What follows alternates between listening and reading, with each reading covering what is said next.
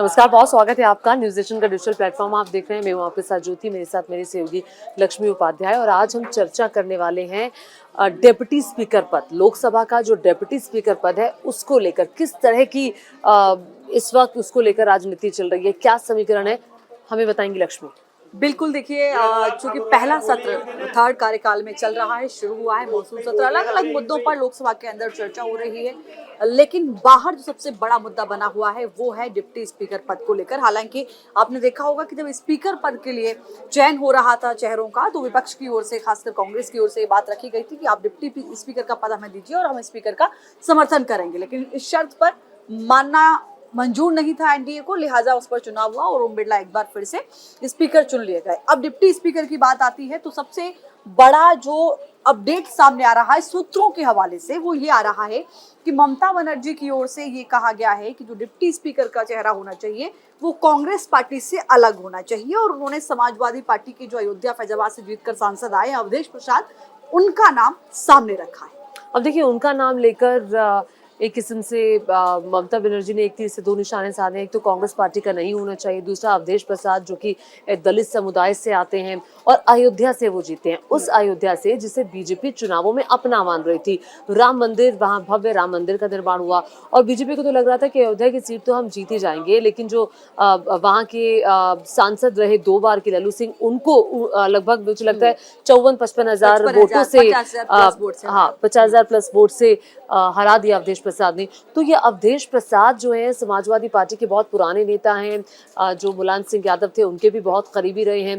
सांसद बनने से पहले मिल्कीपुर विधानसभा क्षेत्र है, वहां से वो विधायक रहे और इन्होंने जो अपनी राजनीति की शुरुआत थी वो जनता पार्टी से की थी। अब ये जो अवधेश प्रसाद का चेहरा है, चूंकि अयोध्या से भी आते हैं, अयोध्या से सांसद है, अयोध्या में बीजेपी को हराना बड़ी बात है और जब चुनाव खत्म हुए थे तो अयोध्या की चर्चा बहुत ज्यादा हो रही थी और बीजेपी भी सख्ते में थी, हैरानी में थी कि आखिर अयोध्या हम कैसे हार गए। तो आप समझ जाइए कि अवधेश प्रसाद का जो चेहरा है वो कितना इंपॉर्टेंट हो जाता है। हालांकि अयोध्या जो है वो फैजाबाद सीट के अंतर्गत आता है, तो वो फैजाबाद से टेक्निकली वो जीते हैं, लेकिन अयोध्या उसी का ही हिस्सा है। अब देखिए, अब अवधेश प्रसाद का नाम आगे करके कोई मना नहीं कर पाएगा, वो नाम बहुत इंपॉर्टेंट है क्योंकि वो फैजाबाद अयोध्या से आता है। कांग्रेस पार्टी क्या कहेगी, क्योंकि कांग्रेस पार्टी के लिए भी झटका है। कांग्रेस पार्टी चाह रही थी कि अध्यक्ष जो डिप्टी स्पीकर का पद है वो उन्हें मिल जाए।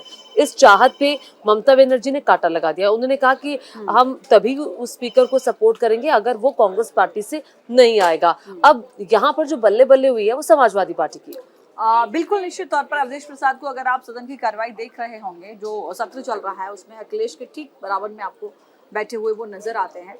और इसको लेकर भी लोगों ने कहा, लेकिन वो इस तरीके का वहाँ पर एक प्रोसेस होता है कि आप जो अल्फाबेटिकल का जो सिस्टम होता है उसके हिसाब से ही बैठने की प्रक्रिया है वहाँ पर, वो इसलिए वहाँ नजर आते हैं। लेकिन इसके इतना अब आप समझिए कि आखिर डिप्टी स्पीकर का पद विपक्ष के लिए क्यों महत्वपूर्ण हो जाता है। अवधेश प्रसाद का नाम तो आगे चल ही रहा है, के सुरेश को कांग्रेस की ओर से आगे बढ़ाया जा रहा था उनका नाम, जिनका पहले स्पीकर के लिए बढ़ाया गया और उसके बाद चूंकि ये कहा गया कि वो 8 बार के सांसद हैं और जो इसके वेहे पर चूंकि वो पुराने हैं और लगातार वो जीतते आ रहे हैं, हालांकि 2 बार वो हार गए और यही एक लॉजिक जो है वो एनडीए की ओर से भी दिया गया, क्योंकि जब ये कहा गया कि प्रोटेम स्पीकर उनको नहीं बनाया गया, प्रोटेम स्पीकर से लेकर अब तक उनका जो है वो लगातार नाम आगे बढ़ रहा है।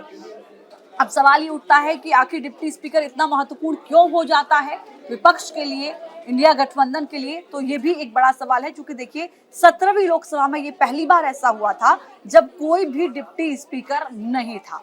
स्पीकर की मौजूदगी में भी डिप्टी स्पीकर की एक बड़ी भूमिका रहती है और अगर स्पीकर मौजूद नहीं है तो वो सारे अधिकार, आप कह लीजिए कि स्पीकर के बराबर ही वो पावर रखते हैं और वो सारे डिसीजन स्पीकर के लेने के लिए उनको राइट्स मिले होते हैं। ये एक बड़ी पावर डिप्टी स्पीकर की जो होती है। और एक और पावर ये होती है कि अगर मान लीजिए स्पीकर अब स्पीकर नहीं रहना चाहते, उनको इस्तीफा देना है, तो वो अपना इस्तीफा डिप्टी स्पीकर को देता है और डिप्टी स्पीकर जो अपना इस्तीफा है वो स्पीकर को देगा। अगर ये दोनों नहीं होते हैं तो फिर जो लोकसभा के सचिव है उनको ये इस्तीफा दिया जाता है। तो ये डिप्टी स्पीकर का पद कोई छोटा मोटा पद नहीं है, लेकिन हाँ ये जरूर है जब चेयर पर स्पीकर मौजूद नहीं है लोकसभा के, उस वक्त डिप्टी स्पीकर बैठते हैं, सदन की कार्यवाही वो चलाते हैं और जो डिसीजन लोकसभा के स्पीकर ले सकते हैं, जैसा कि लक्ष्मी ने बताया, वही पावर डेप्यूटी स्पीकर की भी होती है। और डेप्यूटी स्पीकर का पद भी कई मौकों पर बहुत अहम होता है और इस की महत्व को जो इंडिया गठबंधन है, जो विपक्ष के नेता हैं, वो भी मानते हैं। अब देखिए, बीजेपी ने ये ठान लिया है। राजनाथ सिंह ने हालांकि ममता बनर्जी को फोन किया, डिप्टी स्पीकर पद को लेकर चर्चा की और ये जानने की कोशिश की कि आखिर विपक्ष इस मुद्दे पर क्या राय रखता है, विपक्ष इस मुद्दे पर क्या कह रहा है, विपक्ष के अंतर्मन में क्या चल रहा है। लेकिन तभी ममता बनर्जी की तरफ से अवधेश प्रसाद का नाम लिया गया। अब क्या अवधेश प्रसाद के नाम पर बीजेपी क्या कहेगी? क्या बीजेपी सपोर्ट करेगी, नहीं करेगी, ये देखने वाली बात होगी। दूसरी बात ये कि यहाँ पर बीजेपी की मंशा जो है और जो अभी तक लक्ष्मी मुझे जो दिखाई दे रहा है, बीजेपी चाहेगी कि यहाँ पर एक शक्ति प्रदर्शन हो जाए, विपक्ष को पता चल जाए कितने नंबर उसके पास है और विपक्ष को ये एहसास हो जाए कि सरकार एकजुट है और सरकार एकजुट रहेगी, तो यहाँ पर चुनाव की नौबत आ सकती है। बिल्कुल आ सकती है। देखिए, अगर एनडीए को शर्त मंजूर होती तो शायद लोकसभा स्पीकर के चुनाव की नौबत नहीं आती। और चूंकि देखिए, साफ तौर पर पीयूष गोयल की तरफ से, किरण रिजिजू की ओर से कहा गया कि आप समर्थन दे रहे थे, लेकिन लोकतंत्र में शर्तों के आधार पर इस तरीके से समर्थन नहीं दिया जाता। क्योंकि कांग्रेस की ओर से ये शर्त रखी गई थी कि आप हमें डिप्टी स्पीकर दीजिए, लिहाजा हम स्पीकर पर समर्थन करेंगे। खबरें ये भी आ रही हैं, सूत्रों के हवाले से जानकार ये भी मान रहे हैं कि हो सकता है कि डिप्टी स्पीकर का जो पद है वो एनडीए के घटक दल यानी टीडीपी के खाते में जा सकता है। बीजेपी इस पद को टीडीपी को दे सकती है। संभावना स्पीकर को लेकर भी थी, लेकिन चूंकि स्पीकर आप देख रहे हैं कि पूरी पुरानी जो कैबिनेट वो वहीं पर आती हुई नजर आई है थर्ड कार्यकाल में भी, और उसी तरीके से ओम बिरला को 17 लोकसभा के बाद 18वीं लोकसभा में भी उनको स्पीकर चुन लिया गया है। अब सवाल ये है कि अवधेश प्रसाद का जो नाम सामने आया है उस पर कांग्रेस पार्टी, टीएमसी और कांग्रेस, टीएमसी और समाजवादी पार्टी, इन तीनों का बेहद महत्वपूर्ण रोल रहेगा। समाजवादी पार्टी को तो आपत्ति हो ही नहीं सकती क्योंकि वो उनके सांसद हैं। टीएमसी ऑलरेडी उनको सपोर्ट कर रही है। कांग्रेस पार्टी का रुख क्या होगा? हालांकि अंदर खाने से ये खबरें आ रही हैं कि इस पर कांग्रेस पार्टी ने भी चर्चा की है और कमोवेश उनकी सहमति नजर आ रही है। एक अपडेट जो इस वक्त मैं आपको दे दूं, सुबह खबरें ये आ रही थी कि राजनाथ सिंह ने ममता बनर्जी से इस मसले को लेकर बात की है, तो लेकिन जब वो संसदन में अंदर जा रहे थे और उनसे जब इस मसले पर बातचीत की गई तो उन्होंने साफ स्पष्ट कहा कि डिप्टी स्पीकर को लेकर किसी भी दल के नेता से हमारी किसी भी तरह की बात नहीं हुई है, यानी कि उन्होंने अभी किसी से बात नहीं की है। हाँ, मतलब इस तरह की चर्चा थी कि उन्होंने बात की है, जिसका जिक्र मैंने भी किया क्योंकि ये रिपोर्ट्स थी। अब राजनाथ सिंह कह रहे हैं कि उनकी बात नहीं हुई, तो इट मींस उनकी बात नहीं होगी। और देखिए, राजनीति में तो सब कुछ खुल्लम खुल्ला होता है। अगर वो मना करेंगे तो ममता बनर्जी की पार्टी से आ जाएगा जी बात हुई है।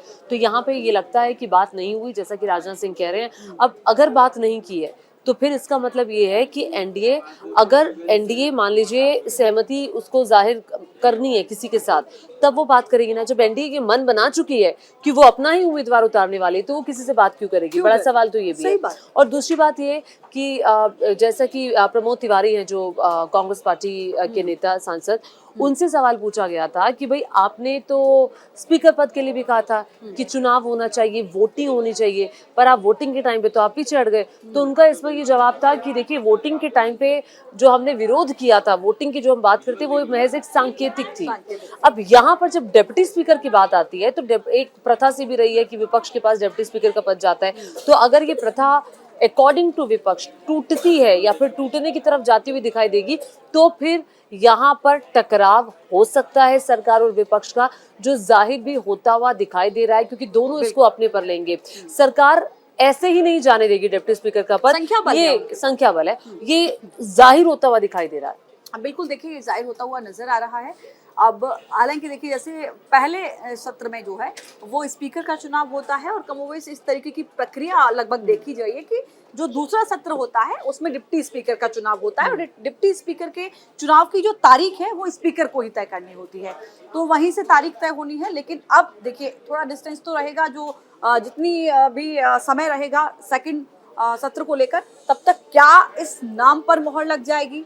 क्या एनडीए की ओर से टीडीपी के किसी सांसद का नाम सामने आ जाएगा डिप्टी स्पीकर के लिए, या फिर अवधेश प्रसाद पर बीजेपी भी सहमति देती हुई नजर आ जाएगी कि चलिए ठीक है, लेकिन ऐसा संभव नहीं लगता है, इतना इजी तो संभव नहीं लगता है। और देखिए डिप्टी स्पीकर का जो चुनाव है कि उनको कब इलेक्ट किया जाएगा, कि बहुत जल्दबाजी नहीं है, क्योंकि अभी स्पीकर तो है ही। अब इसको लेकर जो नेक्स्ट टर्म है, जो मानसून सत्र आएगा तब ये किया जा सकता है। अभी ये स्पेशल सेशन चल रहा है, जो महज अब 2 दिन का और बाकी बचा है। कल प्रधानमंत्री को लोकसभा में धन्यवाद प्रस्ताव का जवाब देना है, फिर परसों वो राज्यसभा में राष्ट्रपति के धन्यवाद प्रस्ताव का जवाब देंगे, और उसके बाद जो मानसून सत्र होगा तब तक काफी टाइम होगा पॉलिटिकल पार्टीज के लिए डिप्टी स्पीकर के नाम पर सहमति बनाने के लिए। अब सरकार की क्या रणनीति होगी, क्या सरकार ये पद टीडीपी को देगी, तो जो भी मोल भाव करना है या जो भी बातें होनी है या जो भी खिचड़ी पकनी है वो इसी दौरान पकेगी, जब तक मानसून सत्र शुरू नहीं होता। तो इंतजार तब तक का हमें करना होगा। बिल्कुल, आज के लिए इतना ही।